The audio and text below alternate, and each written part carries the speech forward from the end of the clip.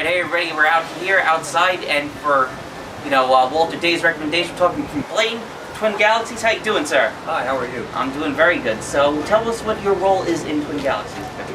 I am the Director of Editorial Services. I'm responsible for the content that goes onto the twingalaxies.com website, things like feature articles, gamer interviews, game reviews, world record announcements, and things like that. So, how's it been since after, I have to mention KingerCon, because, I know there's so much brouhaha, but how much has the site picked up in traffic after that movie came out?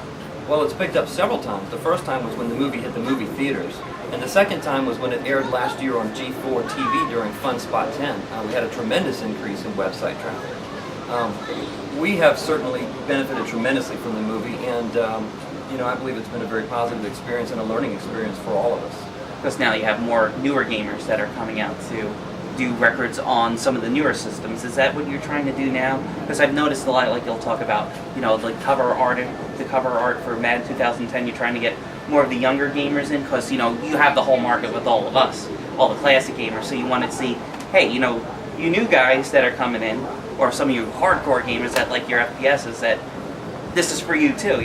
So is that what you're trying to convey as well? Exactly. Twin Galaxies is great because it actually serves two distinct markets. One is the classic gaming market. We were born in 1981 in classic arcade gaming, which was then modern arcade gaming. And we've had a very long-standing and loyal following in the classic arcade gaming community that we'll never abandon. But we're also relevant and important in the modern world of video gaming.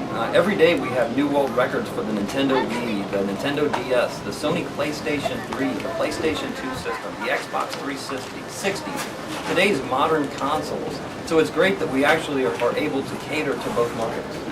And is that the hardest part, is just keeping up with all the deluge of records that keep coming in on a daily basis? It's a lot of work, but it's a labor of love and a labor of joy for us. We truly enjoy it. Now, not just doing everything with Twin Galaxies, you're also a gamer as well, so tell us everybody what just happened that you just did.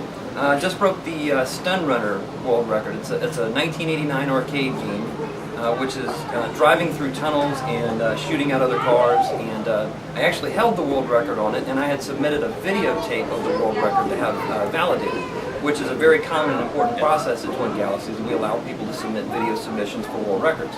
But there's also a certain prestige to coming to Funspot at one of the annual tournaments and setting a world record on a game. So one of my goals was to come here and set a world record on the game that I had already set a world record on, because I wanted it to be here because it's special.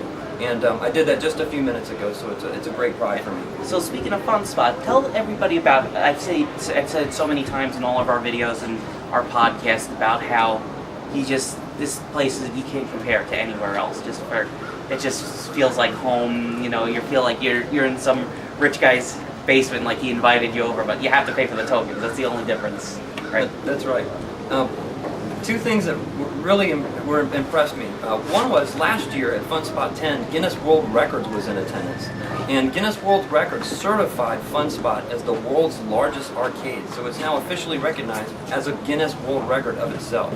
The other thing that really impressed me was when I first stepped in these same doors here, when I got here yesterday, I didn't get to the very first person that I walked in the door and saw that they said, "Hi, Blaine," and it just hit me that when I come here, I'm part of a family, and the people that come here are part of an extended family of mine also, and it's a great feeling. Yeah. So that's when we came up here 3 years ago, and we just met random people, because I had saw some of the people online, because I knew Todd Rogers was from King of Video Games. He had his blog, and Mark and stuff like that. Now this was before KingerCon came out, but I think you guys had already seen it. It was done in, like, I think it was a Cannes or a Toronto Film Festival. Mm-hmm. Had a couple airings of it, so that was the big thing on everybody's mind, was how the movie came out and everybody. But I just thought, like, it feels like, for me, going to a high school reunion and everybody knows each other. They come with the family, they come with the kids, and I love that, because and it's not like an elitist fraternity. You're welcome. You're right into it. So,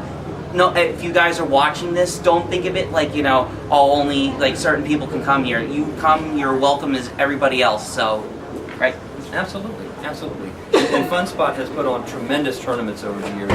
It's a tremendous privilege and a joy for us to come here and be a part of them. So, what other games do you hold high scores in? Is it just Stun Runner, or are you going for anything else that you might have? Well, for arcade games, California Speed, I've set world records on here. And there's an old, I think it's a 1977 game called Triple Hunt. And it runs on 8-track tapes, and it's a black and white game. But one of the game cartridges that can be installed, and it's called Hit the Bear. And it's a long rifle game, and you just shoot at these black and white bears that walk across. They rolled the game out and literally resurrected it from the dead in 2007. And I set the world record on it then, and that world record has held since. That's awesome. And then we have played Hit the Bear, and I have that on video. I didn't know it ran on 8-track. Isn't that something? I didn't. You'll learn something because you have the 8-tracks, the laser disc. Now they're on hard drives now, so That's right. It's pretty amazing. So I want to thank you for taking the time out and talking with us for everybody. Thank you very much once again. Thank you. It's my pleasure. Yeah, and we're going to have more from here at Funspot 11. Thank you for